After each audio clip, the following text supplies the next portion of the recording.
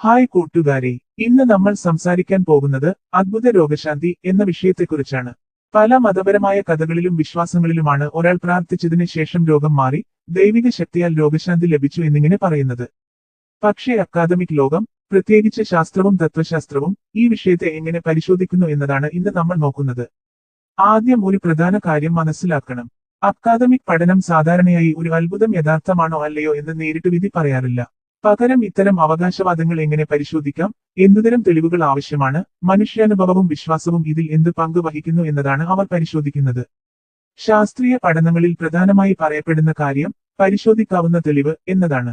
ഒരു രോഗം മാറിയതായി പറയുമ്പോൾ അത് സ്വാഭാവികമായ രോഗമാറ്റമാണോ, ചികിത്സയുടെ ഫലമാണോ, തെറ്റായ രോഗനിർണയമാണോ, അല്ലെങ്കിൽ ഇപ്പോഴും വ്യക്തമാക്കാനാകാത്ത കാരണമാണോ എന്ന് വേർതിരിച്ച് നോക്കണം എന്നാണ് മെഡിക്കൽ ഗവേഷകർ പറയുന്നത്. ഇവിടെ ചിലപ്പോൾ പ്ലാസിബോ എഫക്ട് എന്നൊരു മനഃശാസ്ത്രപരമായ പ്രതികരണവും പഠനങ്ങളിൽ ചർച്ച ചെയ്യപ്പെടുന്നു. പ്ലാസിബോ എഫക്ട് ലളിതമായി പറഞ്ഞാൽ, ഒരു വ്യക്തി യഥാർത്ഥ മരുന്ന് എടുത്തില്ലെങ്കിലും താൻ ചികിത്സ ലഭിക്കുന്നു എന്ന് വിശ്വസിക്കുന്നതിനാൽ ശരീരത്തിലും മനസ്സിലും ചില നല്ല മാറ്റങ്ങൾ അനുഭവിക്കുന്ന അവസ്ഥയാണ്.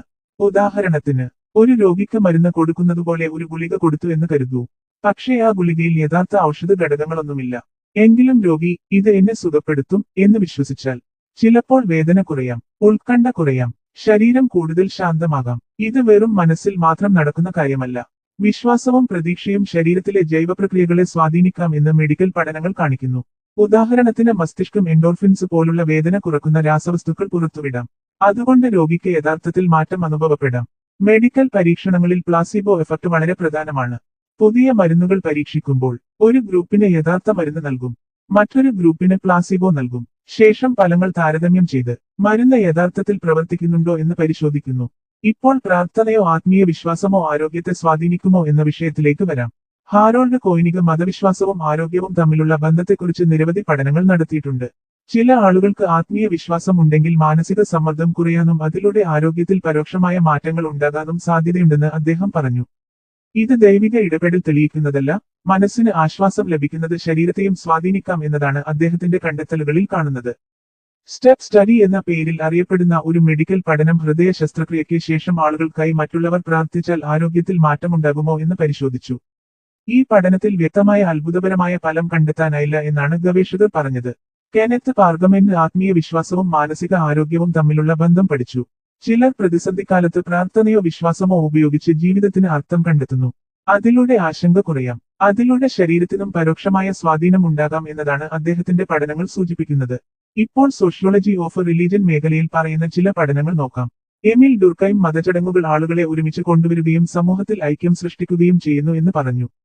ഒരു കൂട്ടമായി പ്രാർത്ഥിക്കുമ്പോൾ ആളുകൾക്ക് ഒരുമയുടെ അനുഭവം ലഭിക്കും. ഈ കൂട്ടായ അനുഭവം മാനസിക ശക്തി വർദ്ധിപ്പിക്കാം.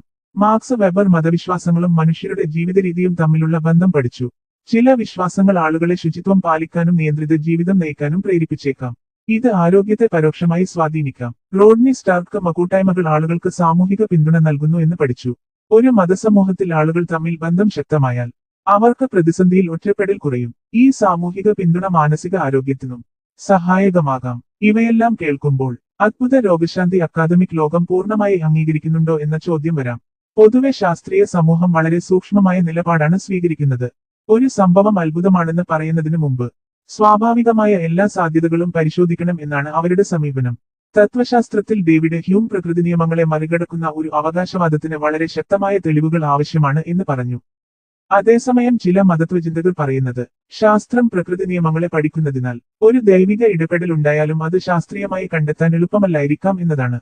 അതിനാൽ അക്കാദമിക് തലത്തിൽ കാണുന്ന പൊതുവായ സമീപനം ഇതാണ്. അദ്ഭുത രോഗശാന്തി എന്ന ആശയം ചിലർക്കു വ്യക്തിപരമായ ആത്മീയ അനുഭവമായിരിക്കാം. പക്ഷേ ശാസ്ത്രീയമായി അത് തെളിയിക്കാൻ ശക്തമായ തെളിവുകൾ ആവശ്യമാണ്. മെഡിക്കൽ ശാസ്ത്രം, മനഃശാസ്ത്രം, സാമൂഹ്യശാസ്ത്രം, തത്വശാസ്ത്രം എന്നിവ എല്ലാം ചേർന്നാണ് ഈ വിഷയത്തെ പഠിക്കുന്നത്. അവസാനം ഇത്ര മാത്രം പറയാം. അക്കാദമിക് ലോകം അദ്ഭുത രോഗശാന്തികളെ പൂർണ്ണമായി അംഗീകരിക്കുകയോ പൂർണ്ണമായി തള്ളിക്കളയുകയോ ചെയ്യുന്നില്ല. പകരം മനുഷ്യാനുഭവം, വിശ്വാസം, ശാസ്ത്രീയ പരിശോധന, തെളിവുകളുടെ ശക്തി എന്നിവയെല്ലാം ചേർന്നുള്ള ഒരു സങ്കീർണമായ വിഷയമായി ഇതിനെ കാണുന്നു. ചിന്തകൾ തുടരാം, ചോദ്യങ്ങൾ ചോദിക്കാം. അങ്ങനെയാണ് അറിവ് മുന്നോട്ട് പോകുന്നത്. നന്ദി കൂട്ടുകാരെ, അടുത്ത വീഡിയോയിൽ വീണ്ടും കാണാം.